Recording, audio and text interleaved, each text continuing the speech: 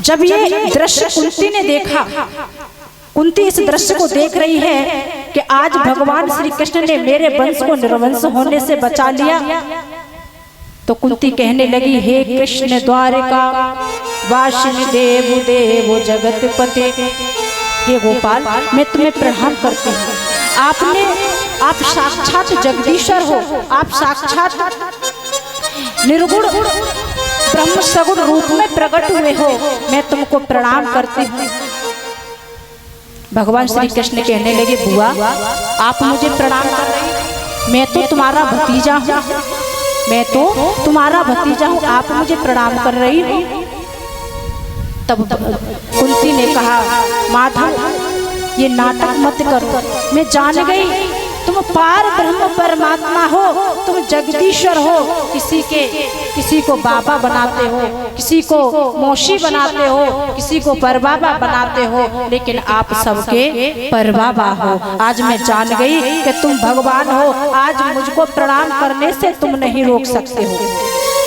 जब कुंती ने प्रणाम किया तो भगवान श्री कृष्ण भी कहने लगे कि हाँ बुआ, यदि आप कहती हो कि मैं भगवान हूँ तो आज मैं भी कह रहा हूँ कि मैं भगवान हूँ। बताओ आपको क्या चाहिए, जिसको भी जो कुछ चाहिए आज आप मांग लो।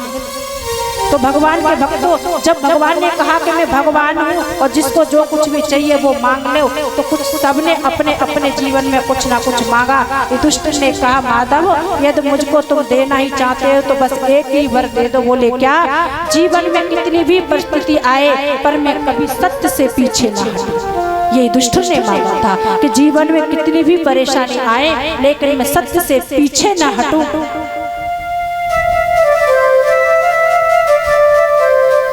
भीमसेन ने कहा, माधव मैं आपसे मांगता हूँ कि उठते बैठते मैं बस आपका ही सुमिरन करूँ, मैं बस आपका ही सुमिरन करूँ। अर्जुन से जब कहा कि अर्जुन तुम कुछ मांग लो, तो अर्जुन ने कहा, हे गोपाल मैंने तो आपको गुरु माना है।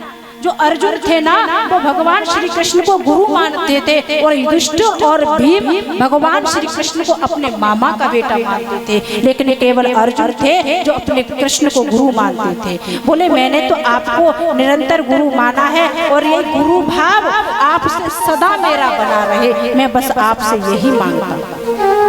सुमित्रा से कहा कि सुमित्रा तुम कुछ मांग लो, तो सुमित्रा ने कहा, कन्हैया आप तो पिंजरा हैं और मेरा हंस रूपी मन इस पिंजरे में फंस जाए और जब कंठगत जब प्राण आए तभी आपके चरणों में पिंजरा रूपी मन मेरा फंस जाए। ये सुमित्रा ने मांगा था। जब द्रौपदी से कहा कि द्रौपदी तुम कुछ मांग लो, तो द्रौपदी ने कहा, हे कृष्ण हे द्वारकाधीश, मैं तो आपकी सदा सखी रही, मैं आपकी सदा बहन रही और मेरा ये बहन भाई का जो नाता है, सखा और मित्र का जो नाता है वो हमेशा बना रहे, बस मैं आपसे यही प्रार्थना करती हूँ। देखिए भगवान जो द्रौपदी का जो वास्तविक नाम है ना कृष्ण, द्रौपदी को कृष्णा बोलते थे। द्रौपदी का वास्तविक नाम कृष्णा है, कृष्णा बोलते थे द्रौपदी को। जब कुंती की बारी आई, कुंती से कहा, बुआ तुम कुछ मांग लो। कुंती से कहा कि बुआ तुम कुछ मांग लो। और जैसे ही कुंती से कहा कि बुआ तुम कुछ मांग लो, तो कुंती ने तुरंत अपना पल्लू पसार करके कह दिया, अरे कन्हैया विपुतः सन्तुन संत्रतः तत्र जगद्गुरे भवतो दर्शनम यत्शायाद पुनर्भव दर्शनम।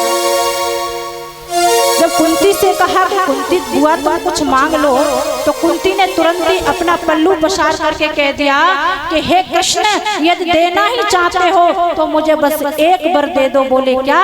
कि मेरे जीवन में विपत्ति पर विपत्ति आती रहे, बस आप मुझे यही वरदान दें। अब आप विचार करो, कोई विपत्ति मांगता है क्या? बताइए, कोई विपत्ति मांगेगा क्या? और जिस पे पहले से ही विपत्ति इतनी है वो विपत्ति मांगेगा? कुंती ने अपने जीवन में सुख नहीं भोगा। कुंती ने जब से कुंती का जन्म हुआ और कुंती जब बड़ी हुई, कुंती का जन्म हुआ था कहीं और पालन हुआ था कहीं। और जब कुंती का विवाह हुआ तो उनकी दो पत्नी थी पांडु की, एक माद्री और एक कुंती। इन्होंने पूरे जीवन दुख भोगा। पांचों पांडवों को किस तरह से कौरवों ने सजा दी, लाक्षागृह में जलवाया, अज्ञातवास कराया, वनवास कराया, रहने के लिए जगह नहीं दी। कुंती ने बहुत दुख भुगते, लेकिन फिर भी जब सुख की घड़ी आई, भगवान श्री कृष्ण कह रहे हैं बुआ सुख की घड़ी में तुम दुख मांग रही हो, तुमको लज्जा नहीं आती सुख की घड़ी में? अगर तुम्हारे पुत्र भारत के सम्राट बने हुए हैं और तुम सुख की घड़ी में दुख मांग रही हो। लेकिन इस कुंती ने कहा सुन कन्हैया कि सुख के माथे सिल पड़े और जो हृदय से जाए, बलिहारी बा दुख को तो पल पल याद करा।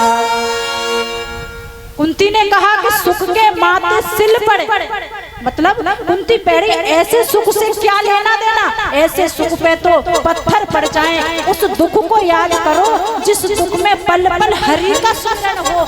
और एक और बात है, यदि कुंती पर जितने दुख आए थे उस दुख में भगवान श्री कृष्ण रहे थे या नहीं रहे थे? विपत्ति जब विपत्ति थी तभी तो रहे थे। तो कुंती ने कह दिया था कि सुख के माथे सिल पड़े, जो हरि हृदय से जाए। ऐसे सुख से हम क्या करेंगे जो हरि हमारे हृदय से चला जाए? व्यक्ति सुख में ही तो हरि को भूल जाता है। जब जिसके पास जितना सुख होता है तो भगवान को याद नहीं करता है। व्यक्ति भगवान को कब याद करता है? जब उसके पास में हजारों दुख होते हैं। आज पांडवों पे इतना दुख था तो पांडवों के दुख के कारण ही भगवान कृष्ण वहां पर रहे थे। कुंती ने कह दिया कि मुझे सुख की आवश्यकता नहीं है, ऐसे सुख को तो सिल पड़ जाना चाहिए, पत्थर पड़ जाए। यदि कन्हैया तुम देना ही चाहते हो तो मुझे विपत्ति दे दो, मेरे जीवन में विपत्ति पर विपत्ति आती रहे। कुंती कहना चाहती है कृष्ण सबसे बड़ी संपत्ति तो वही है जो कृष्ण को याद रखे, और सबसे बड़ी विपत्ति वही है जो कृष्ण को भूल जाए। भगवान को भूल जाना ही सबसे बड़ी विपत्ति है और भगवान को याद रखना ही सबसे बड़ी संपत्ति है। कुंती कहती है विपदो नैव विपदा संपदो नैव संपदा। विपद